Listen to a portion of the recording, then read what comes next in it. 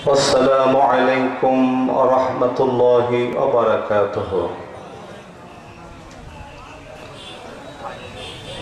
الحمد لله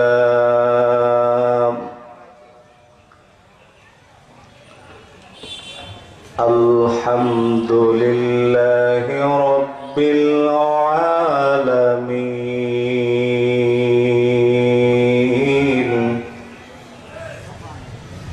والصلاة والسلام على رسوله الكريم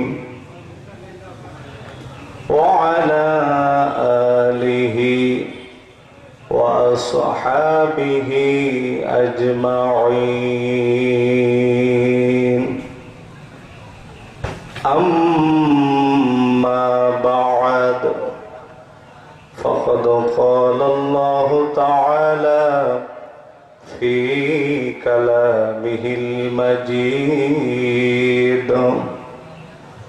وبرهانه التوحيد: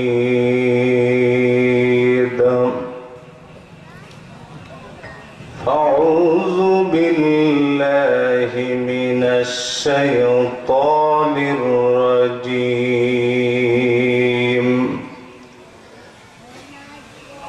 بسم الله الرحمن الرحيم.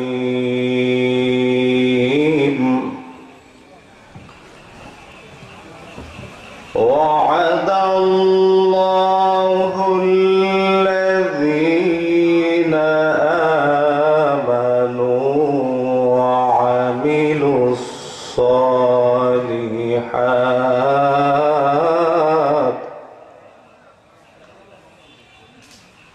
لهم مغفرة وأجر عظيم.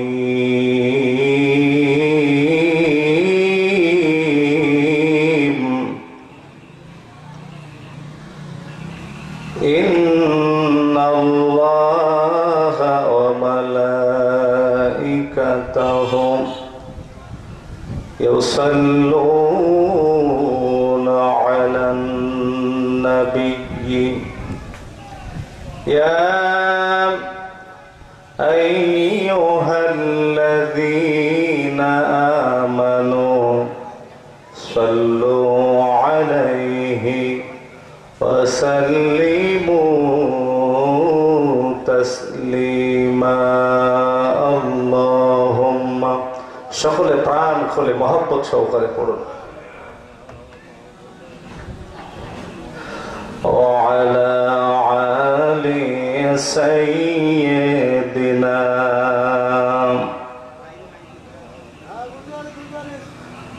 আলহামদুলিল্লাহ, ঐতিহ্যবাহী বলডাঙ্গা সাইঘরিয়া দাখিল মাদ্রাসার উদ্যোগে আয়োজিত 48তম ইসারে সব মাহফিলে সুযোগ্য সম্মানিত সভাপতি, বিশিষ্ট সমাজসেবক, মানুষ গড়ার কারিগর, বিশিষ্ট শিক্ষা অনুরাগী জনাব মোহাম্মদ আমিনুল ইসলাম সাহেব কোরআন আল কারীমের মাহফিলে সভাপতিত্বের কারণে আল্লাহ তাআলা ওনাকে যেন খানায়ে কাবার মেহমান হিসেবে কবুল করেন। সকলে বলুন আমিন। আর জোরে বলেন আমিন। সম্মানিত ভাইরা, কালিমাতুশ শুকর আদায় করি সেই মহান আল্লাহর শাহী দরবারে, যে মহান আল্লাহ সুবহানাহু ওয়া তাআলা এই করোনা নামক মহামারী থেকে আপনাকে আমাকে সুস্থ রেখে কোরআন শুনবার জন্য কবুল করেছেন।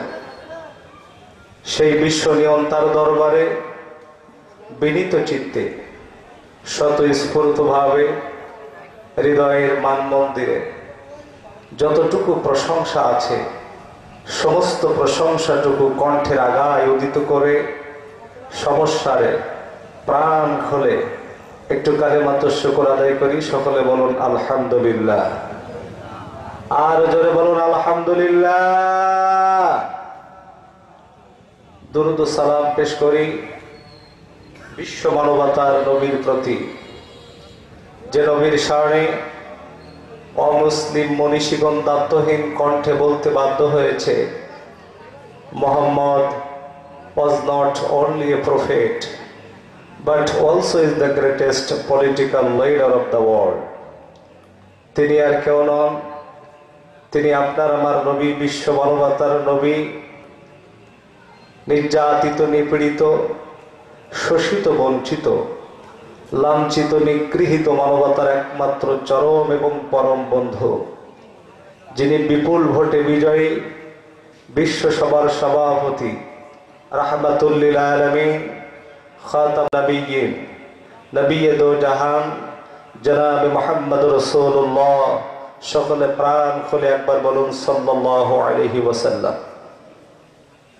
সম্মানিত ভাইরা, আজ গোটা পৃথিবী আর বাংলার জমিন কোভিড-19 তথা করোনা ভাইরাসে আক্রান্ত। কথা বলেন ঠিক না বেঠিক?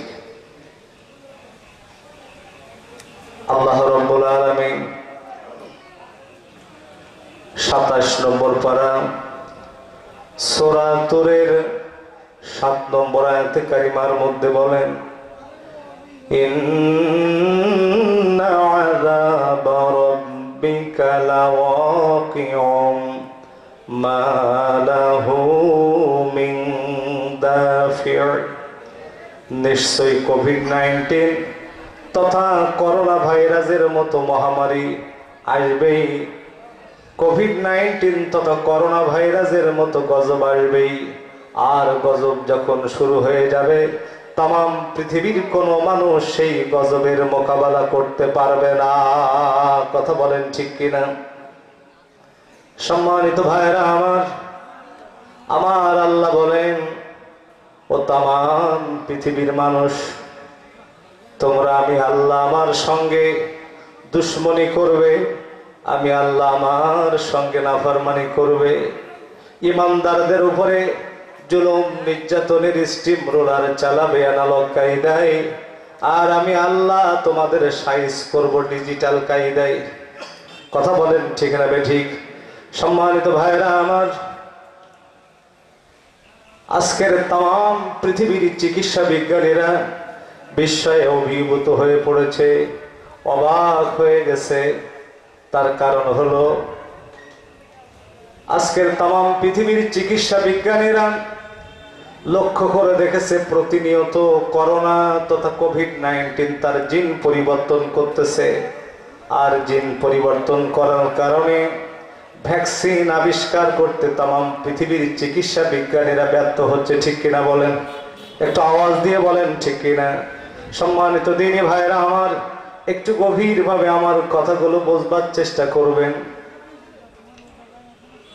এ পর্যন্ত করোনা 600 অধিকবার তার জিন পরিবর্তন করেছে।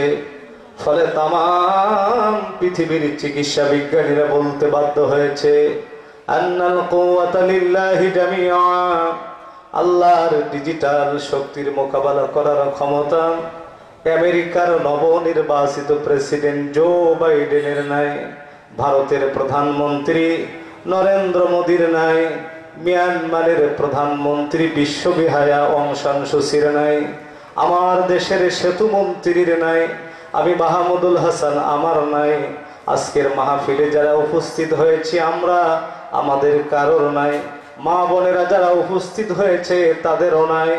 আমার আল্লাহ বলেন, আন্নাল কুওয়াতা লিল্লাহি জামিআ, আল্লাহর ডিজিটাল শক্তির মোকাবেলা করার ক্ষমতা তাম পৃথিবীর কোন মানুষের নাই।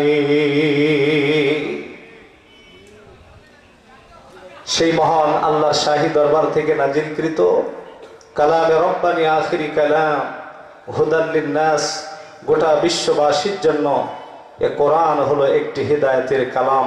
আওয়াজ দিয়ে বলেন কথা ঠিক না বেঠিক? আরো জোরে বলেন ঠিক না বেঠিক? এ বাণী সকলের নয় শুধু মুমিনের, এ বাণী সকলের নয় শুধু মুমিনের, যারাই চলবে মেনে ফল পাবে কোরআনের। ঠিক কিনা? কেমন ফল? আল কোরআনের একটি হরফ যে জন পড়িবে, ফেরেশতারা 10টি করে নেকি লিখিবে। ওমা তাই তো আমি সকাল বিকাল পড়বো তাসাজিদ, বাড়ি যে পড়বো আমরা আলিফ লাম আর মিম, বাড়ি যে পড়বো আমরা আলিফ লাম আর মিম। ঠিক কিনা বলেন? সম্মানিত ভাইরা আমার, আসুন আমরা সেই মহাবিশ্বের মহাবিশ্বয় মহাগ্রন্থ কোরআন আল কারীম থেকে আলোচনা শুনি। কি আপনারা শুনতে রাজি আছেন ভাই? আর একটু জোরে বলেন। আমি আপনাদের সামনে মহাবিশ্বের মহাবিশ্বয় মহাগ্রন্থ কোরআন আল কারীমের অত্যন্ত পরিচিত একটা সূরা, সূরাটির নাম হলো সূরা মায়েদা। জোরে বলেন, কোন সূরা? আরো জোরে। সূরা মায়েদা। এই সূরা মায়েদার 9 নম্বর আয়াতে কারিমা আমি আপনাদের সামনে তেলাওয়াত করেছি। কত নম্বর আয়াত? 9 নম্বর আয়াত। সূরাটি পবিত্র মদিনা শরীফে নাজিল হয়। আয়াত সংখ্যা 120, রুকু সংখ্যা 16। সূরাটির নাম সূরা মায়েদা। কি নাম বললাম? আরো জোরে। মায়েদা শব্দের অর্থ হলো খানজা ভর্তি খাদ্য। সুবহানাল্লাহ বলেন। সম্মানিত ভাইরা আমার, ঈসা আলাইহিস সালাতু ওয়াস সালামের অনুসারী বনি ইসরাইলরা আল্লাহর উপরে ঈমান আনলো। ঈমান আনার পরে 2টা হাত আরশে আজিমের দিকে তুলে আল্লাহর কাছে দোয়া করলেন, রব্বানা, আমার সঙ্গে পড়েন, রব্বানা আনজিল আলাইনা মাইদাতাম মিনাস সামাই। রব্বুল আলামিন, আমরা ঈমান এনেছি, ঈমানের দাবি পূরণ করবার জন্য প্রাণান্তকার প্রচেষ্টা করেছি। দয়া করে মেহেরবানি করে আপনি আমাদের জন্য আসমান থেকে খাদ্য পাঠান।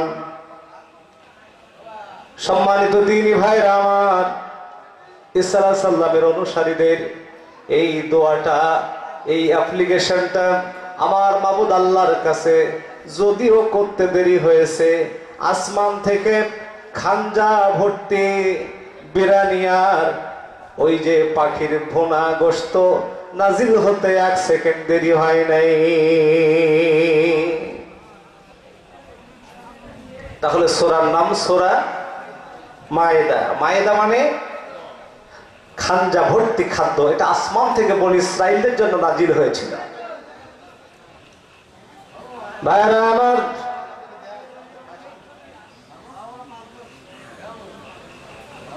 আল্লাহ রাব্বুল আলামিন তেলাওয়াতকৃত আয়াতে কারিমার মধ্যে বলেন, ওয়া'আদাল্লাহুল্লাযীনা আমানু। রব্বুল আলামিন বলেন, ওয়া'আদাল্লাহ, আল্লাহ ওয়াদা করেছেন। আল্লাহ কি করেছেন? আল্লাহর ওয়াদা কোনোদিন কি মিথ্যা হতে পারে? আর একটু জোরে বলেন, মিথ্যা হতে পারে? আগামীকাল রক্তিম সূর্য পূর্ব দিগন্তে উদিত না হয়ে পশ্চিম দিগন্তে উদিত হতে পারে। বড় বড় পাহাড়গুলা তোলার মতো উড়ে যেতে পারে। আয়লা, সিডর, নার্গিস, মহাসিনার আমফান ঝড়ের মাধ্যমে গোটা পৃথিবীটা ভণ্ড ভণ্ড হয়ে যেতে পারে, কিন্তু আমার আল্লাহর ওয়াদা কোশ্চিন কালেও পরিবর্তন হতে পারে না। কথা বলেন ঠিক কিনা? আল্লাহ ওয়াদা করেছেন। কি ওয়াদা? ওয়া'আদাল্লাহুল্লাযীনা আমানু ওয়া আমিলুস সালিহাত। যারা ঈমান আনবে আর ঈমানের দাবি পূরণ করবে তথা সৎ কাজ সম্পাদন করবে, রব্বুল আলামিন বলেন লাহুম মাগফিরাতু ওয়া আজরুন আযীম। আমি তাদের জীবনের সকল গুনাহগুলো মাফ করে দেব, আর তাদের জন্য আমি আল্লাহ মহা পুরস্কারের ব্যবস্থা প্রস্তুত করে রেখেছি। সুবহানাল্লাহ বলে। ইমানদারদের মর্যাদা কতখানি। আল্লাহর নবীর জলিলুল কদর সাহাবী হযরত আব্দুল্লাহ ইবনে ওমর রাদিয়াল্লাহু তাআলা আনহু বলেন, আখিরি জামানার পয়গম্বর বিশ্ব নবী রাহমাতুল লিল আলামিন খানায়ে কাবা তাওয়াফ করতেছে, আমিও রাসূলের পিছে পিছে পিছে পিছে খানায়ে কাবা তাওয়াফ করতেছি। ঠিক এমন সময় দ্বীনের নবী আমার বলেন, ও খানায়ে কাবা, তোমার মর্যাদা, তোমার সম্মান, তোমার ইজ্জত আমার মাবুদ আল্লাহর কাছে বেশি, কিন্তু একজন প্রকৃত ইমানদার সে যদি ইমানের উপরে ইস্তিকামত থাকে, ইমানের উপরে যদি অটল থাকে, ইমানের উপরে যদি অবিচল থাকে, আমি বিশ্ব নবী বলছি তোমার চাইতে কোটি কোটি গুণ মর্যাদা বেশি একজন ইমানদারের। সম্মানিত ভাইরা আমার, তাহলে ইমান আনলে পরে ইমানের উপরে অবিচল থাকতে হবে। ইমান আনা সহজ, কিন্তু ইমানের উপরে অবিচল থাকা সবচেয়ে বড় কঠিন। চিনির বস্তার গায়ে লবণের লেবেল লাগিয়ে, আর লবণের বস্তার গায়ে চিনির লেবেল লাগিয়ে ডিজিটাল কায়দায় ডিজিটাল বাংলাদেশের মানুষকে ধোঁকা দিয়ে বোকা বানানো যায়। আল্লাহর কসম করে বলছি, পিপিলিকাকে কিন্তু ধোঁকা দিয়ে বোকা বানানো যায় না। জোরে বলেন যায়, আরো জোরে বলেন যায়। সুতরাং দাড়ি টুপি পাঞ্জাবি পরিধান করে ডিজিটাল কায়দায় দাড়ি টুপি পাঞ্জাবি পট্টি পরিধান করে হাতে তসবিহ নিয়ে ডিজিটাল কায়দায় ডিজিটাল বাংলাদেশের ইমানদারদেরকে ধোঁকা দিয়ে বোকা বানানো যায়, কিন্তু আমার মাবুদ আল্লাহকে ধোঁকা দিয়ে বোকা বানানো যায় না। পিঁপড়া যেমন বোঝে কোনটা চিনির বস্তা আর কোনটা লবণের বস্তা, ঠিক তদরূপ আমার আল্লাহও জানে কোনটা সলিড মুসলমান আর কোনটা ডিজিটাল মুনাফিক। কথা বলেন না কেন? প্রিয় বন্ধুরা আমার, একটি প্লেটে যদি মাগুর মাছের বাচ্চা রাখা হয়, আর ওই একই পাত্র যদি ব্যাঙের বাচ্চা রাখা হয়, দেখতে কেমন মনে হবে? আমার কথা মনে বুঝতে পারছেন না আপনারা? দেখতে কেমন মনে হবে? সবগুলা বুঝি মাগুর মাছের বাচ্চা, কিন্তু না, এই প্লেটে যতগুলো বাচ্চা আছে সবগুলো মাগুর মাছের বাচ্চা নয়, এর মধ্যে কিছু ব্যাঙের বাচ্চাও আছে। ঠিক কিনা বলেন?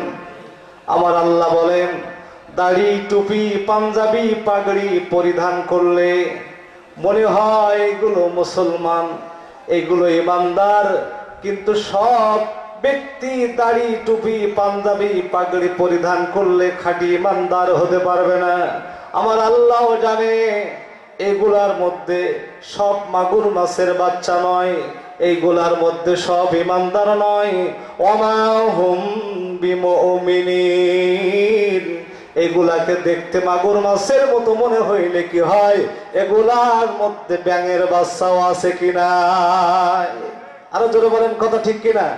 সম্মানিত ভাইরা আমার, একটি বেলুনের হাওয়া সরানোর জন্য 10টা ছিদ্র নয়, একটা ছিদ্রই কিন্তু।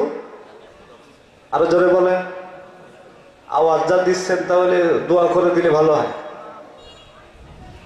একটি বেলুনের হাওয়া সরানোর জন্য একটি ছিদ্রই কিন্তু যথেষ্ট। ঠিক কিনা বলেন? আপনার বাড়িতে যদি সাইকেল থাকে, ওই সাইকেলে যদি একটা কাঁটা ফুটে যায়, বলুন তো দেখি সাইকেলে কি হাওয়া থাকবে? আরো জোরে বলেন। সুতরাং আজকের মুসলমানদের ইমানের অবস্থা হয়ে গেছে নাজুক। দাড়ি ঠিক, টুপি ঠিক, পাঞ্জাবি ঠিক, হজ ঠিক, এতেকাফ ঠিক, শবে বরাত ঠিক, লাইলাতুল কদর ঠিক, ইমানের দাবি দিন বেঠিক। সুতরাং আপনার ইমানের টিউব লিক। কথা বলেন। সাইকেলে একটি কাঁটা ফুটলে যেমন সাইকেলে আর হাওয়া থাকে না, একটি বেলুনে যদি একটা ছিদ্র করে দেওয়া হয় ওই বেলুনের মধ্যে যেমন কোনো হাওয়া থাকে না, ঠিক তদরূপ ইমান আনার পরে ইমানের দাবি যদি আপনি পূরণ না করেন, আল্লাহর কসম করে বলছি আপনার ইমানের টিউব আছে কিন্তু ইমানের টিউবে কোনো হাওয়া নাই। এমন আল্লাহর ওলি এ মাহফিলেও আছে না নাই? আরো জোরে বলেন আছে না নাই? সম্মানিত দিনী ভাইরা আমার, এজন্য আখিরি জামানার পয়গম্বর বিশ্ব নবী আমার বলেন, আন আবি হুরায়রা রাদিয়াল্লাহু তাআলা আনহু قال رسول الله صلى الله عليه وسلم بادروا بالأعمال فتنا كقطع الليل المظلم يصبح الرجل مؤمنا ويمسي كافرا أو يمسي مؤمنا ويصبح كافرا يبيع دينه بعرض من الدنيا। এমন একটা সময় আসবে যখন অমাবস্যার তিমির আধারের ন্যায় ফিতনা চতুর্দিক থেকে অ্যাটাক করবে, আক্রমণ করবে। ফিতনা মানে হলো পরীক্ষা। ফিতনা মানে কি? আরো জোরে বলেন। ফিতনা মানে কি? একটু জোরে বলেন ভাই। ফিতনা মানে হলো পরীক্ষা। বিশ্বনবী আমার বলেন, ওইরকম একটা সিচুয়েশন আসার আগে তোমরা দ্রুত ইমানের উপরে আমল করে ফেলো। তোমরা যে আল্লাহর উপর ইমান এনেছো, এই দাবিতে তোমরা যে বিশ্বাস করেছো, এর উপরে তোমরা আমল করে ফেলো। নবীজি আমার বলেন, কারণ ওই সময় পরিস্থিতি এমন জটিল আর কঠিন হয়ে যাবে, কোন ব্যক্তি সকালবেলা নিজেকে মুমিন বলে দাবি করবে, সকালবেলা নিজেকে ইমানদার বলে দাবি করবে, বিকাল হতে না হতে ওই ব্যক্তি কাফির হয়ে যাবে। আমার নবীজি ভবিষ্যৎবাণী কত কঠিন আর জটিল একটুখানি ভেবে দেখুন। নবীজি আমার বলেন, বিকাল বেলা নিজেকে মুমিন বলে দাবি করবে, বিকাল বেলা নিজেকে ইমানদার বলে দাবি করবে, সকাল হতে না হতেই কাফির হয়ে যাবে। হাই প্রেসারের রোগীদের মতো ইমান আপ ডাউন করতে থাকবে। কিসের মতো? হাই প্রেসারের রোগীর প্রেসার যেমন আপ ডাউন করে, ইমানও এরকম আপ ডাউন করতে থাকবে। আখিরি জামানার পয়গম্বর নবী আমার বলেন, ইয়াবিউ দীনাহু বিআরাদিম মিনাদ দুনিয়া। পরিস্থিতি এমন জটিল আর কঠিন হয়ে যাবে, তুচ্ছ মূল্যের বিনিময়ে, অর্থাৎ এক কাপ চায়ের বিনিময়ে অথবা একটা সিগারেটের বিনিময়ে 1 সেকেন্ডের মধ্যে নিজেদের ইমান বিক্রি করে ফেলবে। এমন আল্লাহর ওলি মাহফিলে আছে না নাই? একটা সিগারেটের বিনিময়ে অথবা এক কাপ চায়ের বিনিময়ে 1 সেকেন্ডের মধ্যে নিজেদের ইমান বিক্রি করে ফেলবে। সম্মানিত ভাইরা আমার, একটু লক্ষ্য করেন, ইমান কিন্তু বিক্রি করার জিনিস নয়। আল্লাহর নবীর জলিলুল কদর সাহাবী হযরত খাব্বাব রাদিয়াল্লাহু তাআলা আনহুর ইতিহাস পড়লে চোখে পানি এসে যায়। ওনাকে জ্বলন্ত অঙ্গারের উপরে শোয়া দেওয়া হলো। আল্লাহর নবীর সাহাবী হযরত খাব্বাব রাদিয়াল্লাহু তাআলা আনহুর দেহ থেকে চর্বিগুলো গলে গলে গলে গলে আগুন পর্যন্ত নিভে যাচ্ছে। রাসূলুল্লাহ তার পাশ দিয়ে যাচ্ছেন, দুইটা হাত আরশে আজিমের দিকে তুলে আল্লাহর কাছে দোয়া করলেন, ওগো মাবুদ, তুমি আল্লাহুম্মা নসুর খাব্বাবনা, আল্লাহ তুমি খাব্বাবের জন্য সাহায্যকারী হয়ে যাও। হযরত খাব্বাব বলেন, আল্লাহর নবীর জলিলুল কদর সাহাবী হযরত খাব্বাব রাদিয়াল্লাহু তাআলা আনহু বলেন, আমার দ্বীনের নবী যখন আমার জন্য দোয়া করলেন, এই দোয়ার বরকতে আমি লক্ষ্য করে দেখলাম, এই দোয়ার কারণে আমি লক্ষ্য করে দেখলাম আমার দেহ থেকে চর্বিগুলো গলে গলে আগুন নিভে যাচ্ছে বটে, কিন্তু আমার দেহে ব্যথা অনুভব হচ্ছে না। চিৎকার দিয়ে বলেন আল্লাহু আকবার। আরো জোরে বলেন আল্লাহু আকবার। তাহলে নবীর পরশে গড়া সাহাবী হযরতে খাব্বাব রাদিয়াল্লাহু তাআলা আনহু তিনি জ্বলন্ত অঙ্গারের উপরে শুয়েও কিন্তু ঈমান বিক্রি করে ফেলেন নাই। শুধু তাই নয়, আল্লাহর নবীর জলিলুল কদর সাহাবী হযরত বেলাল রাদিয়াল্লাহু তাআলা আনহুকে উত্তপ্ত মরুভূমির উপরে শোয়ায় দেওয়া হতো। উত্তপ্ত মরুভূমির উপরে শোয়ায় দিয়ে পাথর চাপিয়ে দেওয়া হতো। কি আশ্চর্য ব্যাপার! ও আমার একান্ত আপনজনেরা, ও আমার ভাইরা, একটু মনোযোগ দিয়ে কথাগুলো বুঝবার চেষ্টা করুন। এমতো অবস্থায় হযরত বেলাল রাদিয়াল্লাহু তাআলা আনহু নিজের ঈমান কিন্তু বিক্রি করে দেয় নাই। কথা বলেন দেখেন। শুধু তাই নয়, আল্লাহর নবীর মহিলা সাহাবী হযরত সুমাইয়া রাদিয়াল্লাহু তাআলা আনহার ইতিহাস আপনারা জানেন। আবু জেহেল তার উপরে নৃশংসভাবে নির্যাতনের স্টিমরোলার চালালো। শুধু তাই নয়, বর্ষার আঘাতে এই মহিলা সাহাবীকে নৃশংসভাবে দুনিয়া থেকে শহীদ করে দিল। কিন্তু আল্লাহর কসম, সুমাইয়া রাদিয়াল্লাহু তাআলা আনহা শহীদ হয়েছে, দুনিয়া থেকে অমৃত সুধা, জান্নাতের অমৃত সুধা পান করেছে, কিন্তু ঈমান বিক্রি করে দেয় নাই। ওই মহিলা সাহাবীর কলিজার টুকরা সন্তান আমরা আম্মার ইবনে ইয়াসির, তার উপরে লোমহর্ষক নির্যাতনের স্টিমরোলার চালানো হলো। সম্মানিত দ্বীনি ভাইরা আমার, এত কঠিন নির্যাতন যে কথা শুনলে গায়ের পশম শিহরে ওঠে। আল্লাহর নবীর সাহাবীর উপরে ঈমান আনার কারণে এমন লোমহর্ষক নির্যাতন চালানো হলো। দুইটা উট দুই সাইডে রাখা হলো। এই উটের দুই পায়ের সঙ্গে রাসূলের সাহাবীকে বেঁধে দেওয়া হলো। বেঁধে দেওয়ার পরে ওই সাহাবীকে দ্বিখণ্ডিত করে দেওয়া হলো। এরপরেও তিনি ঈমান বিক্রি করে দেয় নাই। জোরে বলেন কথা ঠিক না ঠিক? আর জোরে বলেন কথা ঠিক না ঠিক? সম্মানিত ভাইরা আমার, এবার আসুন, ঈমানের দাবি যদি আপনি পূরণ করতে চান তাহলে কিন্তু অফার আসবে। কি আসবে? অফার বোঝেন তো আপনারা? এই যে মোবাইলের মধ্যে সিম থাকে, বাংলালিংক কোম্পানির সিম, বাংলালিংক কোম্পানি কিন্তু অফার দেয়, গ্রামীণ ফোন কোম্পানি তারাও কিন্তু অফার দেয়, ঠিক কিনা বলেন? তাহলে ঈমান আনলে পরে, ঈমানের উপরে অবিচল থাকতে গেলে পরে অবশ্যই আপনার কাছে অফার আসবে। রাসূলের কাছে এসেছিল কিনা জোরে বলেন? আল্লাহর নবী জনাব মুহাম্মদ রাসূলুল্লাহ সাল্লাল্লাহু আলাইহি ওয়াসাল্লামের কাছে কিরকম অফার এসেছিল একটু কান লাগান। ওরা অর্থাৎ কাফের মুশরিকেরা নবীজির চাচার কাছে এসে বলছে, মুহাম্মদকে থাকাও, মুহাম্মদকে দ্বীনের দাওয়াত দিতে নিষেধ করো, যদি সে বিরত হয়ে যায় তাহলে আমরা তাকে ধনী গণী বানিয়ে দেব, নারী তার জন্য বরাদ্দ করে দেব, গাড়ি বাড়ির মালিক বানিয়ে দিব, এমনকি এই রাষ্ট্রটা ভাগাভাগি করে অর্ধেকটা মুহাম্মদকে দিয়ে দেব। নাউজুবিল্লাহ বলেন। আল্লাহর নবীর চাচাজি রাসূলুল্লাহ যখন আসলেন, আসার সঙ্গে সঙ্গে বললেন, মুহাম্মদুর অফার দিয়েছে। কি দিয়েছে? আরো জোরে বলেন। কি আমি গোরস্থানে আলোচনা করছি নাকি? একটু কথা বলেন, কি দিয়েছে? অফার দিয়েছে। রাসূলুল্লাহ কি বললেন একটু মনোযোগ দিয়ে শোনেন। আমরা তো একটা চায়ের বিনিময়ে ঈমান বিক্রি করি, একটা সিগারেটের বিনিময়ে ঈমান বিক্রি করি। নির্বাচন আসলেই বোঝা যায় ঈমান বিক্রি করার হিড়িক, ঠিক কিনা বলেন? সম্মানিত দ্বীনি ভাইরা আমার,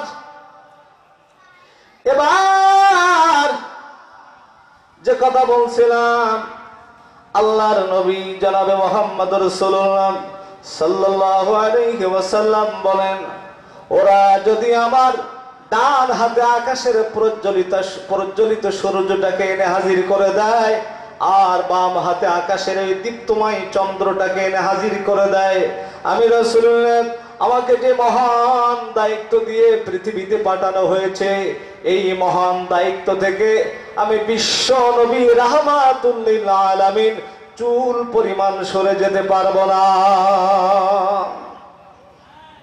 অফার তিনি প্রত্যাখ্যান করলেন। কি করলেন?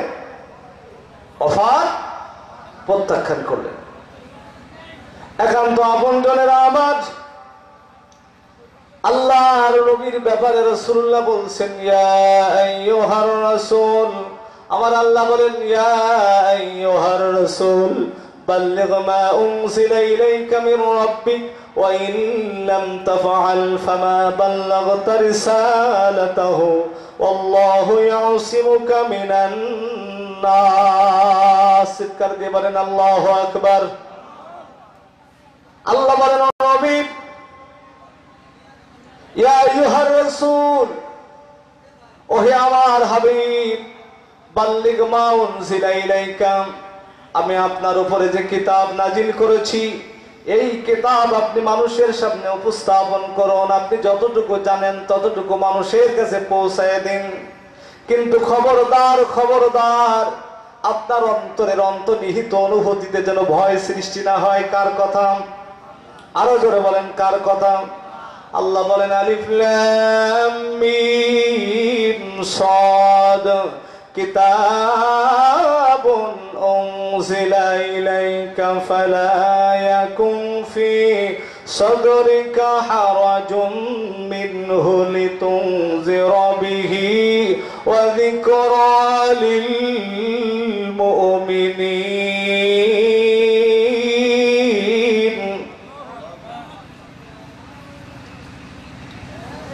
আল্লাহু আকবার বলে মনে হয় গুনাহ হবে নাকি? একটু চিৎকার দিয়ে বলেন তো আল্লাহু আকবার। আর জোরে বলেন আল্লাহু আকবার। রব্বুল আলামিন বলেন, কিতাবুন উনজিলা ইলাইকা, নবী আমি আপনার উপরে এই যে কিতাব নাজিল করেছি, খবরদার, খবরদার, এই কিতাবের বয়ান যখন আপনি করবেন, এই কিতাবের আলোচনা যখন করবেন, এই কিতাব যখন মানুষের সামনে উপস্থাপন করবেন, আপনার অন্তরের অন্তর্নিহিত অনুভূতিতে যেন ভয় সৃষ্টি না হয়। ইয়া রাসূলুল্লাহ, ইয়া হাবিবাল্লাহ, সমস্ত ভয়কে উপেক্ষা করে আবু জেহেলের কাছে, এমনকি ক্ষমতাসীন রাষ্ট্রীয় প্রধানের কাছে হলেও কোরআনের দাওয়াত পৌঁছে দিতে হবে।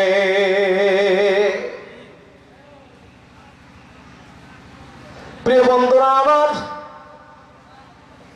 তাফসীরে মাজহারির মধ্যে আল্লামা কাজী সানাউল্লাহ ফানিফাতি রাহিমাহুল্লাহ এখানে হারাজুন শব্দের অর্থ লিখেছেন দুইটা। জোরে বলেন কয়টা? এক নাম্বার হলো, এই কোরআনের কথা বলতে গেলে, ইমানের দাওয়াত মানুষের সামনে উপস্থাপন করতে গেলে, সুললিত সুমধুর কণ্ঠে হক কথাগুলো মানুষের সামনে বয়ান করতে গেলে, এক নাম্বার ওই ব্যক্তির নামে গায়েবী মামলা হবে। ঠিক, আরো আসতে বলে। তাফসীরে মাজহারির মধ্যে আল্লামা কাজী সানাউল্লাহ ফানিফাতি রাহমাতুল্লাহ হারাজুন শব্দের অর্থ লিখেছেন দুইটা। এক নাম্বার হলো গায়েবী মামলা হবে। আমি এই কথাটা পড়ার পরে আমি নবীজির সিরাত গ্রন্থ পড়া শুরু করে দিলাম। একটা দুইটা নয়, অন্তত 8 খানা নবীজির সিরাত পড়ে আমি বিস্ময়ে অভিভূত হয়ে গেলাম, আশ্চর্যান্বিত হয়ে গেলাম, অবাক হয়ে গেলাম। আমি দেখলাম আমার নবী, দ্বীনের নবী, রাহমাতুল লিল আলামিন যখন কোরআনের দাওয়াত মানুষের সামনে উপস্থাপন করলেন, কোরআনের বয়ান যখন মানুষের সামনে তিনি সুললিত সুমধুর কণ্ঠে ব্যক্ত করলেন, তদানীন্তন কালের কায়েমি শক্তি আবু জেহেল, আবুল আহাব, উতবা সাহেব এইটা সহ্য করতে পারে নাই। আমার দ্বীনের নবীর বিরুদ্ধে 15টি মামলা দায়ের করেছে। কথা বলেন ঠিক না ঠিক? 15টি মামলা দায়ের করা হয়েছে। 3টা মামলার কথা আল্লাহ কোরআনে স্পষ্টভাবে বলেছেন, অন্যগুলো বলতে গেলে সময় লাগবে, আমি বলতে পারবো না। আল্লাহ বলেন, ওয়া ইয ইয়ামকুরু বিকাল্লাযীনা কাফারু ওয়া ইয ইয়ামকুরু বিকাল্লাযীনা কাফারু লিয়ুসবিতুকা আও ইয়াকতুলুকা আও ইখরিজুকা ওয়া ইয়ামকুরুনা ওয়া ইয়ামকুরুল্লাহ আল্লাহু খায়রুল মাকিরিন। চিৎকার দিয়ে বলেন আল্লাহু আকবার। তাহলে আমার দ্বীনের নবী সুললিত সুমধুর কণ্ঠে যখন কোরআনের দাওয়াত দিলেন, দ্বীনের দাওয়াত তিনি যখন উপস্থাপন করলেন, সিরাত গ্রন্থ জীবন্ত প্রমাণ করে দিয়েছে নবীর বিরুদ্ধে 15টি মামলা দায়ের করা হয়েছে। ও সাতক্ষীরাবাসী, আমি আপনাদের কাছে প্রশ্ন করতে চাই, আপনার বিরুদ্ধে কয়টি মামলা হয়েছে? তাহলে কি বোঝা গেল? দিনের দাওয়াত যদি আপনি মানুষের কাছে সঠিকভাবে বয়ান করেন, তাহলে আপনার বিরুদ্ধে গায়েবী মামলা হবে কি হবে না, জোরে বলেন। 2 নাম্বার হলো তাফসিরে মাযহারির মধ্যে আল্লামা কাজী সানাউল্লাহ ফানিপতি রাহিমাহুল্লাহ হারাজুন শব্দের তাফসির লিখতে যে তিনি লিখেছেন 2 নাম্বার ওই ব্যক্তির উপরে নির্যাতনের স্টিম রোলার চালানো হবে। কি হবে?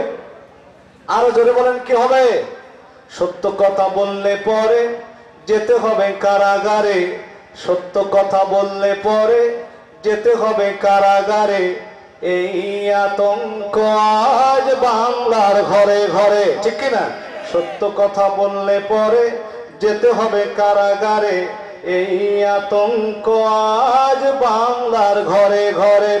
তবুও সত্য বলতে চাই, এতে যদি আমার মরণ হয়, এতে যদি আমার মরণ হয়। এটাই হলো ঈমানের পরিচয়। এটা কি? আরো জোরে বলেন, এটা কি? এটাই হলো ঈমানের পরিচয়। সম্মানিত ভাইরা আমার, এবার একটু মনোযোগ দিয়ে শুনুন, আমার নবীর কাছে অফার কিভাবে আসছে দেখেন।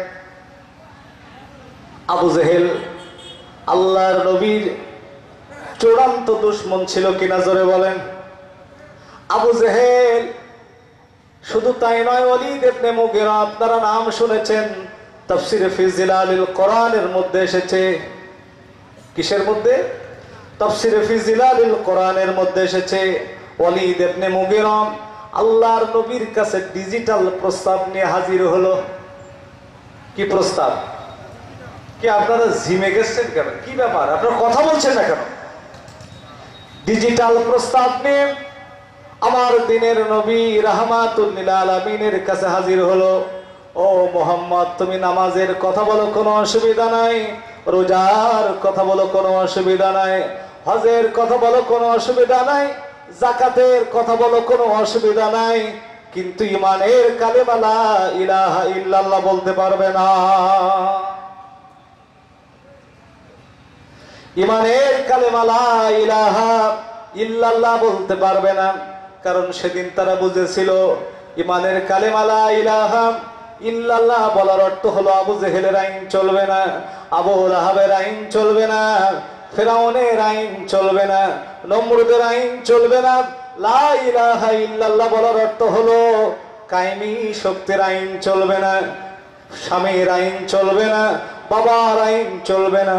আলা লাহুল খলকু ওয়াল আমর, সৃষ্টি যার, আইন চলবে তার। করোনা হুকুম মানে যার, আইন চলবে তার। করোনা হুকুম মানে কার? আরো জোরে বলেন, করোনা হুকুম মানে কার?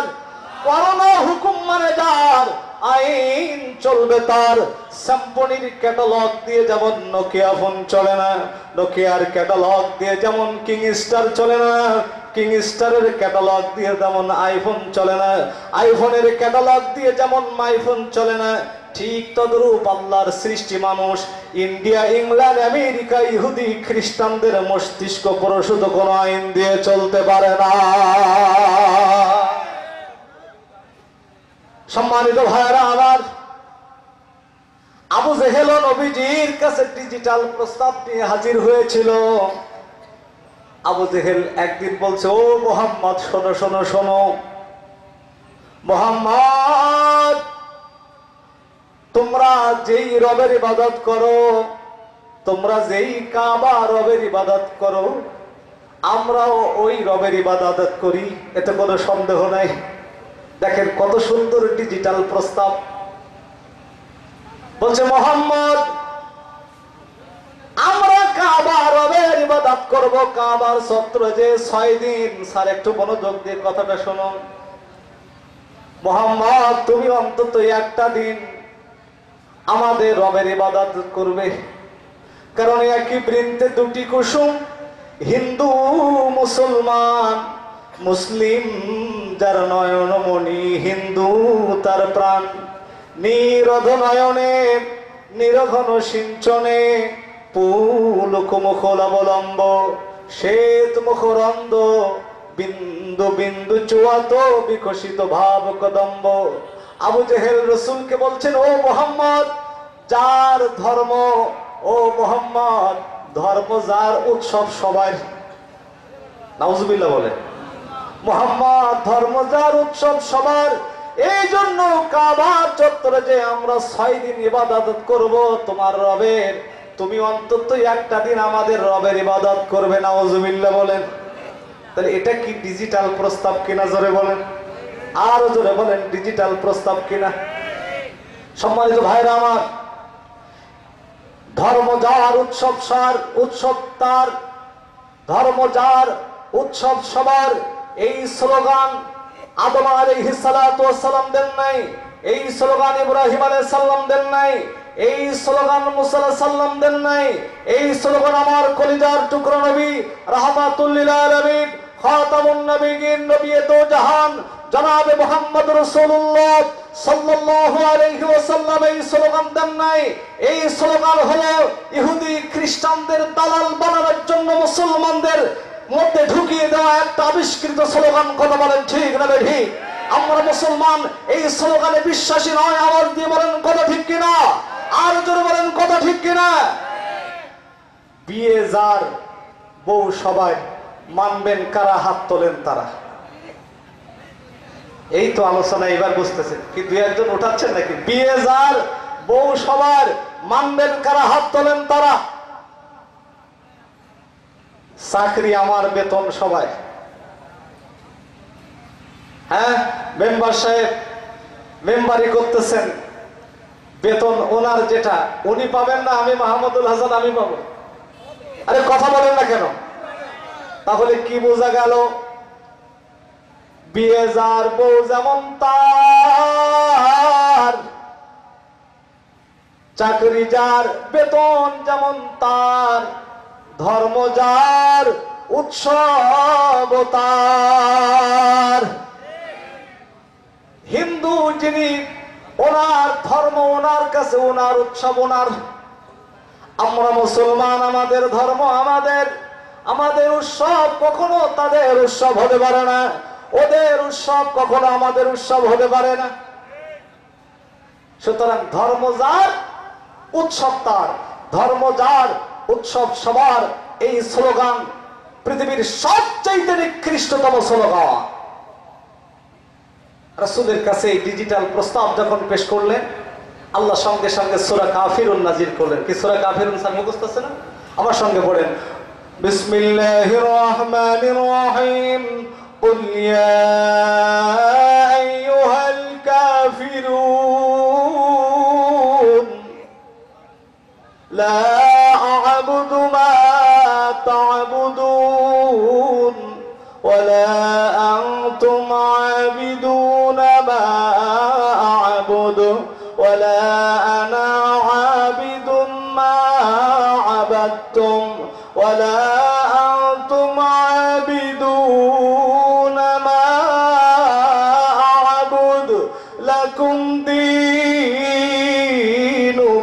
ওয়ালিয়া দীন। চিৎকার দিয়ে বলেন আল্লাহু আকবার।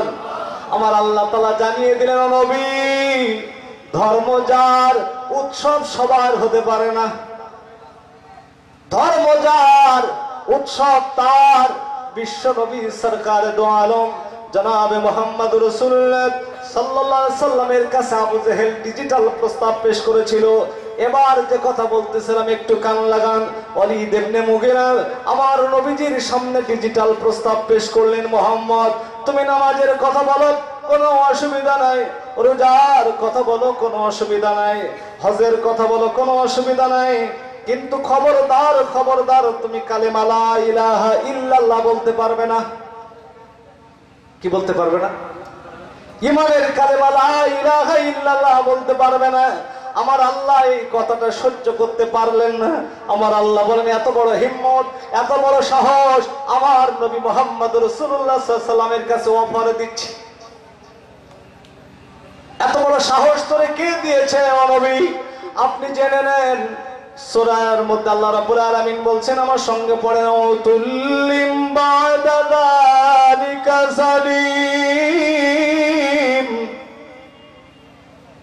আল্লাহ বলছেন যারা এরকম ধরনের ডিজিটাল প্রস্তাব পেশ করবে ওলীদ ইবনে মুগীরার মতো, ওরা হলো পিতৃ পরিচয়হীন অবৈধ সন্তান।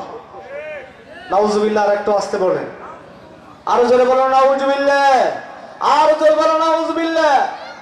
এই খবর যখন ওহীর মাধ্যমে চলে আসলো, ওলীদ ইবনে মুগীরার মাথা হাং হয়ে গেল। ওলীদ ইবনে মুগীরা আল্লাহ রাসূলকে বলছেন, মুহাম্মদ তুমি এমন ধরনের কথা আজকের আমার বিরুদ্ধে বললে, এতদিন যা বলেছিলে আমি সেটা মেনে নিতে পেরেছিলাম, কিন্তু আজকের এমন ধরনের কথা তুমি বললে এইটা তো আমি মেনে নিতে পারি না। শোনো শোনো শোনো ও মুহাম্মদ, তোমার কথা যদি সত্য না হয়, তোমার কথা যদি বাস্তব না হয়, আমি ওলীদ ইবনে মুগীরা বলছি তোমার মাথা কিন্তু মাথার জায়গায় থাকবে না। কোথায় থাকবে না? মাথা কিন্তু মাথার জায়গায় থাকবে না। সঙ্গে সঙ্গে ওলীদ ইবনে মুগীরা চলে গেলে তার মায়ের কাছে। মাকে বলছে, মা মুহাম্মাদের কাছে আমি একটা ডিজিটাল প্রস্তাব নিয়ে গিয়েছিলাম, কিন্তু সেই ডিজিটাল প্রস্তাব মানে নাই, বরং আমাকে বলেছে উতুল্লিম বাদা যালিকা জানিম, আমি নাকি পিতৃ পরিচয়হীন অবৈধ সন্তান। বলো বলো মা, আসলে আমার জন্মদাতা পিতাকে? মাই তো এর সঠিক খবর বলে দিতে পারবে, ঠিক কিনা বলেন? মা তখন গানের আসরে সামনেই বসে আছে, চুলের মুঠো ধরে এইবার ওলীদ ইবনে মুগীরা খাপ থেকে তরবারিটা বাহির করেছে। খাপ থেকে তরবারিটা বাহির করে মাকে বলছে, মা মিথ্যা বললে কিন্তু রেহাই নাই। কি নাই? রেহাই নাই। কারণ এমন একজন ব্যক্তি আমার বিরুদ্ধে এমন কথা বলেছে, তিনি কিন্তু যেমন তেমন মানুষ না, যাকে 40 বছরের মধ্যে আমরা একটা মিথ্যা কথা বলতে শুনি নাই। সুবহানাল্লাহ বলেন।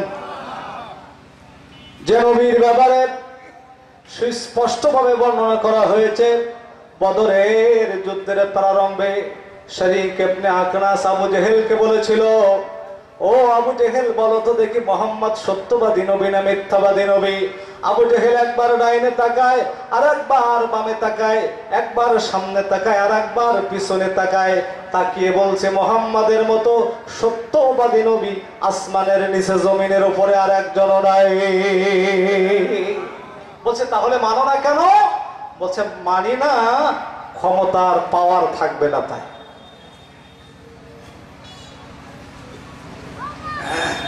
ক্ষমতার চেয়ার আমার থাকবে না তাই। মাকে বলছে, মা মুহাম্মদ কিন্তু যেমন তেমন ব্যক্তি না, যিনি জীবনে কোনোদিন মিথ্যা কথা বলে না। কথা বলেন? জীবনে মিথ্যা কথা বলে না, অথচ আমার বিরুদ্ধে বলেছে উতুল্লিম বাদা যালিকা জানিম, আমি নাকি পিতৃ পরিচয়হীন অবৈধ সন্তান। আমি আপনার কাছে জানতে চাই আসলে আমার পিতাকে? ওলীদের মা বললেন, বাবা আজকের সত্য কথা বলাই লাগবে। সত্য কথা যদি আমি না বলি তাহলে আজকের রেহাই নাই, কারণ তরবারি তুমি ধরে ফেলেছ, খাপ থেকে তরবারি বাহির করেছ, এমতো অবস্থায় মুক্তি পাওয়ার কোনো সুযোগ নাই। শোনো শোনো শোনো, তোমার পিতা নয়, আমার স্বামী ব্যবসায়ী কাজে বাইরে ছিল, এমতো অবস্থায় বৃষ্টি ভেজা রাতে আমার অন্তরের অন্তর্নিহিত অনুভূতিতে প্রেম জেগে উঠলো, ভালোবাসা জেগে উঠলো। আমি আমার ভরা যৌবনে আর ব্যারিকেড দিতে পারি নাই। আমি আমার কামনা বাসনা চরিতার্থ করবার জন্য আমার বাড়ির রাখাল, নামটি ছিল তার মুগীরা। নামটা কি? আরো জোরে বলেন, নামটা কি? নামটি ছিল তার মুগীরা। এই মুগীরাকে আমার বেডরুমে আমন্ত্রণ জানালাম, তার সঙ্গে আমার মিলন হলো। আর সেই মিলনের ফসল বাবা তুমি। আসলে আমার স্বামী তোমার বাবা নয়, ওই রাখাল হলো তোমার বাবা, তার নাম হলো ওলীদ ইবনে মুগীরা। কথা বলেন ঠিক কিনা? সুতরাং আজও আমার দেশের অনেক স্ত্রীর স্বামী বিদেশে থাকে, স্ত্রী পরকীয়া প্রেমে লিপ্ত হয়। জোরে বলেন হয় কিনা? আরো জোরে বলেন হয় কিনা? ছেলে বলছে হ্যালো, বৌমা বলছে খবর বলো। আজকের কথা বলা বলি, কালকে চলে যায় মন্টু মিয়ার বাগান বাড়ি। সেখানে যে এমন ভাবে শঙ্খ লাগে, দেখলে যেন মনে হয় ওদের কাছে 12 মাসই কার্তিক মাস। কথা বলেন না কেন? সম্মানিত ভাইরা আমার, পিতা মাতা যতই ভালো জায়গায় বিয়ে দেখ না কেন, অন্যের সন্তান পেটে ধারণ করে নিজের সন্তান বলে ডেলিভারি দেয়। আর সন্তান যখন ভূমিষ্ঠ হয়ে যায়, ওই সন্তান দেখতে তার স্বামীর মতো নয়, বরং নেতার মতো মনে হয়। কথা বলেন না কেন? আখিরি জামানার পয়গম্বর বিশ্ব নবী আমার বলেন, লা ইউকাল্লিমুহুমুল্লাহু ইয়াউমাল কিয়ামাহ ওয়া লা ইউযাক্কিহিম ওয়া লা ইয়ানজুরু ইলাইহিম ওয়া লাহুম আযাবুন আলীম। আমি গভীর ভাবে ভেবে দেখেছি, তামাম বাংলাদেশে আজকের ধর্ষণের ছড়াছড়ি। আরে কথা বলেন ঠিক না ঠিক? এই ধর্ষণ হচ্ছে 3 বছরের শিশু থেকে শুরু করে 80 বছরের বৃদ্ধা পর্যন্ত আজকের ধর্ষণের শিকার হয়। সিলেটের এমসি কলেজে স্বামীর সঙ্গে বেড়াতে যে গণধর্ষণের শিকার হয়। এই হলো আমার সোনার বাংলাদেশ। সম্মানিত দিনী ভাইরা আমার, যতগুলো ধর্ষণের ঘটনা সংঘটিত হচ্ছে, আমি রিসার্চ করে দেখেছি, গবেষণা করে দেখেছি, এর 95% হলো বয়স্করা। বয়স্কদের দ্বারাই এই ধরনের অন্যায় অপকর্মগুলো সংঘটিত হচ্ছে। ঠিক কিনা বলে? প্রিয় বন্ধুরা আমার, এবার একটু গভীরভাবে আমার রাসূলের হাদিসটার দিকে লক্ষ্য করেন। আখিরি জামানার পয়গম্বর নবী আমার বলেন, লা ইউকাল্লিমুহুমুল্লাহু ইয়াউমাল কিয়ামাহ, কাল কঠিন কিয়ামতের ময়দানে আমার আল্লাহ 3 শ্রেণীর মানুষের সঙ্গে কথা বলবেন না। তার মধ্যে এই হাদিসের মধ্যে আরো বলা হয়েছে, ওয়ালা ইয়ানজুরু ইলাইহিম, তাদের প্রতি আমার আল্লাহ রহমতের দৃষ্টিতে তাকাবেন না। ওয়ালা ইউযাক্কিহিম, তাদেরকে পবিত্র করবেন না। শুধু তাই নয়, ওয়ালাহুম আযাবুন আলীম, আমার আল্লাহ তাদের জন্য যন্ত্রণাদায়ক শাস্তির ব্যবস্থা করে রেখেছেন 3 শ্রেণীর মানুষের জন্য। জোরে বলেন, কয় শ্রেণীর মানুষের জন্য? 3 শ্রেণীর মানুষের জন্য। তার মধ্যে 1 নাম্বার হলো শাইখু জানিন, যারা বয়স্ক জিনাখোর। আজকের বাংলাদেশে যত ধর্ষণের শিকার হচ্ছে শিশুরা, যাদের দ্বারাই হচ্ছে তারা মনে হয় শিশু। কথা বোঝেন না মনে হয়? তারা কিন্তু বয়স্ক।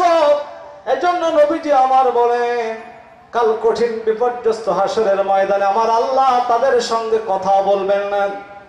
সম্মানিত দিনী ভাইরা আমার, একটু কান লাগান। মসজিদে নববীতে আমার দিনের নবী বসে আছেন। ঠিক এমন সময় একটি নওজোয়ান যুবক ছেলে ইসলাম কবুল করেছে। ইসলাম কবুল করার পরে আল্লাহ নবীকে বলছেন, ইয়া রাসূলুল্লাহ, ইয়া হাবিবাল্লাহ, আমি ইসলাম কবুল করেছি, কিন্তু আমি আপনার কাছ থেকে একটা অনুমতি চাই, আমি আপনার কাছ থেকে একটা পারমিশন চাই। ইজিল্লি বিজিনা, হুজুর আপনি আমাকে জিনা করার পারমিশন দিয়ে দেন। কি আশ্চর্য ব্যাপার! মসজিদে নববীতে দাঁড়িয়ে একটি নওজোয়ান যুবক ছেলে জিনার পারমিশন চাচ্ছে, এটা কি মেনে নেওয়া যায়? আরো জোরে বলেন। হযরত ওমর বলেন, ইয়া রাসূলুল্লাহ, ইয়া হাবিবাল্লাহ, কি আশ্চর্য ব্যাপার! মসজিদে নববীতে দাঁড়িয়ে দাঁড়িয়ে এই নওজোয়ান যুবক ছেলেটি বলছে, হুজুর আপনি আমাকে জিনা করার পারমিশন দেন, আপনি আমাকে ব্যভিচার করার পারমিশন দেন। হুজুর আপনি একটাবার অনুমতি দেন, আমি 1 মুহূর্তের মধ্যে ওর মাথার ধড় আমি আলাদা করে ফেলবো। একবার জোরে জোরে বলুন আল্লাহু আকবার। হুজুর তোমার তো রাগী মানুষ। পাশে ছিলেন আল্লাহর নবীর পার্সিয়ান সাহাবী হযরত আবু বকর বলেন, না না না, একটু অপেক্ষা করো, কারণ আমার দিনের নবীর সামনে কথাটা বলতেছে। নবীজি আমার বলেন, মা মা মা, থামো থামো, তোমরা ধমক দিও না, তাকে তিরস্কার করো না, তাকে মায়ের মুখ হয়েও না, তাকে দুনিয়া থেকে বিদায় করে দেওয়ার পরিকল্পনা গ্রহণ করো না। আমি নবীজি তার কাছ থেকে কিছু বয়ান শুনতে চাই। একবার জোরে জোরে বলুন সুবহানাল্লাহ। নওজোয়ান যুবক ছেলেটিকে নবীজি আমার কাছে টানলেন, টানার পরে বলছে, আতুহিব্বুহু লি উম্মি বিসিনা, তোমার মায়ের সঙ্গে কেউ ব্যভিচার করুক, তুমি কি সেইটা পছন্দ করো? কি বলছেন? তোমার মায়ের সঙ্গে কেউ ব্যভিচার করুক, এইটাকে তুমি পছন্দ করো? আপনারা বুঝি করবে? আর একটু জোরে বলেন করবেন? আরো জোরে বলেন করবেন?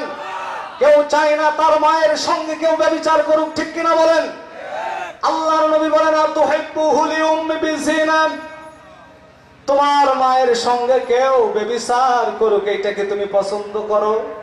যুবক ছেলেটি বলছেন না ইয়া রাসূলুল্লাহ, কোশ্চিন কালেও আমি সেইটা পছন্দ করব না। শুধু আমি নয়, তাম পৃথিবীর কোন মানুষ চাইবে না যে তার মায়ের সঙ্গে কেউ ব্যভিচার করুক, ঠিক কিনা বলেন? সম্মানিত দিনী ভাইরা আমার, এবার নবীজি আমার কত সুন্দরভাবে যুক্তি দিয়ে বলছেন, শোনো শোনো শোনো ও যুবক ছেলে, তুমি আমার কাছে ইজিলি বিজিনা জিনা করার পারমিশন চাচ্ছ, জিনা করার অনুমতি চাচ্ছ। আমি নবীজি তোমার কাছ থেকে জানতে চাই, আতুহাব্বুহুলি বিনতিকা, তোমার বোনের সঙ্গে কেউ ব্যভিচার করুক, এইটাকে তুমি পছন্দ করো? যুবক ছেলেটি অবাক হয়ে গেলেন, নবীজির কথা শুনে আশ্চর্যান্বিত হয়ে গেলেন। যুবক ছেলেটি বললেন, লা ইয়া রাসূলুল্লাহ, আমি কেন, তাম পৃথিবীর কোন মানুষ চাইবে না যে তার বোনের সঙ্গে কেউ ব্যভিচার করুক। রাসূলুল্লাহ আবার বললেন, আতুহিব্বুহুলি বিনতিকা, আতুহিব্বুহুলি বিনতিকা, তোমার কলিজার টুকরা সন্তান তার সঙ্গে কেউ ব্যভিচার করুক, এইটাকে তুমি পছন্দ করো? যুবক ছেলেটি বলছেন, লা ইয়া রাসূলুল্লাহ, ইসলাম দেখেন কত হিকমতের পরিপন্থী নয়, ইসলাম কত কৌশলী, ইসলাম কত কৌশল অবলম্বন করেছে। এখান থেকে বিশ্বাস করতে হবে, এখান থেকে শিক্ষা নিতে হবে। ইসলাম কখনো উগ্রবাদীদেরকে পছন্দ করে না, ঠিক কিনা বলেন? আর জোরে বলেন ঠিক কিনা? ইসলাম শান্তি চায়, ইসলাম মানবতা চায়, ইসলাম ঐক্য চায়, ইসলাম চায় তাম পৃথিবীতে শান্তির অবয়ব, শান্তির ধারা প্রবাহিত হোক। রাসূলুল্লাহ কিভাবে অশান্ত পৃথিবীকে শান্ত করছেন, আমার দিনের নবী কত যুক্তি দিয়ে যুবক ছেলেটার কাছে কথাগুলো উপস্থাপন করছেন। যুবক ছেলেটা মসজিদে নববীর মধ্যে দাঁড়িয়ে দাঁড়িয়ে জেনার পারমিশন চাচ্ছে, আর রাসূলুল্লাহ তাকে যুক্তি দিয়ে, হিকমত দিয়ে, কৌশল দিয়ে কথাগুলো বোঝানোর চেষ্টা করছেন। রাসূলুল্লাহ বলেন, ও যুবক ছেলে শোনো, আতুহিব্বুহুলি উম্মাতিকা, তোমার খালার সঙ্গে কেউ ব্যভিচার করুক, এইটাকে তুমি পছন্দ করো? বলছে, লা ইয়া রাসূলুল্লাহ, ওয়াল্লাহি আল্লাহর কসম, আমি এটা কখনো চাইবো না যে আমার খালার সঙ্গে কেউ ব্যভিচার করুক। শুধু তাই নয়, তাম পৃথিবীর কোন মানুষ এটা চাইবে না। রাসূলুল্লাহ তাকে কাছে টানলেন, বুকের সঙ্গে জড়ায় ধরলেন, বুকের সঙ্গে জড়ায় ধরে আলিঙ্গন করে দিনের নবী আমার তাকে বললেন, কি বললেন একটু মনোযোগ দিয়ে শুনুন। আল্লাহর নবী তার জন্য দোয়া করলেন, আল্লাহুম্মা, আল্লাহ ইগফিরলি, আল্লাহ তুমি জওয়ান যুবক ছেলেটার জীবনের সব গুনাহ তুমি মাফ করে দাও। জোরে বলুন সুবহানাল্লাহ, আর জোরে বলুন সুবহানাল্লাহ। শুধু তাই নয়, রাসূলুল্লাহ তার জন্য দোয়া করলেন, ওয়াতাহির কলবাহু, আল্লাহ তুমি তার অন্তঃকরণকে পরিশুদ্ধ করে দাও। কারণ জেনার মেন ফ্যাক্টরি হলো অন্তর। কথা বলেন? এই তো আমফান ঝড় হলো আটলান্টিক মহাসাগর না বঙ্গোপসাগর থেকে, কথা বলেন ঠিক না ঠিক? তাহলে আমফান ঝড় ওইখানে উৎপত্তি হলো, ওর প্রলয়ঙ্কারী আমরা লক্ষ্য করে দেখেছি এখানে। সুতরাং আজকের ওই যে অন্তরের অন্তর্নিহিত অনুভূতিতে সম্মানিত দিনী ভাইরা আমার, আপনার আকর্ষণ তৈরি হচ্ছে, এর প্রভাবে কিন্তু ট্রেনে আজকের আমার মা বোনেরা ধর্ষণের শিকার হচ্ছে। চলন্ত বাসে আমার দেশের সোনার বাংলাদেশের মা বোনেরা আজকে ধর্ষণের শিকার হচ্ছে। এর কারণ হলো এই অন্তঃকরণ, ঠিক কিনা বলেন? আপনার অন্তর যদি বিশুদ্ধ না হয়, আপনি অবশ্যই অবশ্যই পরকীয়াতে লিপ্ত হয়ে পড়বেন, এতে কোনো সন্দেহ নাই। আজকের কথা বলা বলি, কালকে অবশ্যই আপনার শুরু হয়ে যাবে পরকীয়া প্রেম। কথা বলেন? তাহলে অন্তর পরিশুদ্ধ হতে হবে। রাসূলুল্লাহ তার জীবনের গুনাহগুলো মাফ করবার জন্য শুধু দোয়া করেন নাই, আল্লাহর কাছে দোয়া করলেন ওয়াতাহির কলবহু, আল্লাহ তুমি এই নওজোয়ান যুবক ছেলেটার অন্তরকে পরিশুদ্ধ করে দাও, ওয়াতাহির কলবহু। এরপরে নবীজি আবার বলেন আল্লাহ হাসানাত ফারজাহু, আল্লাহ তুমি তার লজ্জা স্থানে হেফাজত করার তৌফিক দান করে দাও। রাসূলুল্লাহ তিনটি দোয়া করলেন, দোয়া বিদ্যুতের গতিতে পৌঁছে গেল আরশে আজিম পর্যন্ত। নওজোয়ান যুবক ছেলেটির আল্লাহর নবীকে বলছেন ইয়া রাসূলুল্লাহ ইয়া হাবিবাল্লাহ, আজকের মসজিদে নববীতে দাঁড়িয়ে দাঁড়িয়ে আমি ঘোষণা করলাম আজ থেকে আমি ব্যভিচার করা তো দূরে থাক, ব্যভিচারের পাশেও আমি যাব না।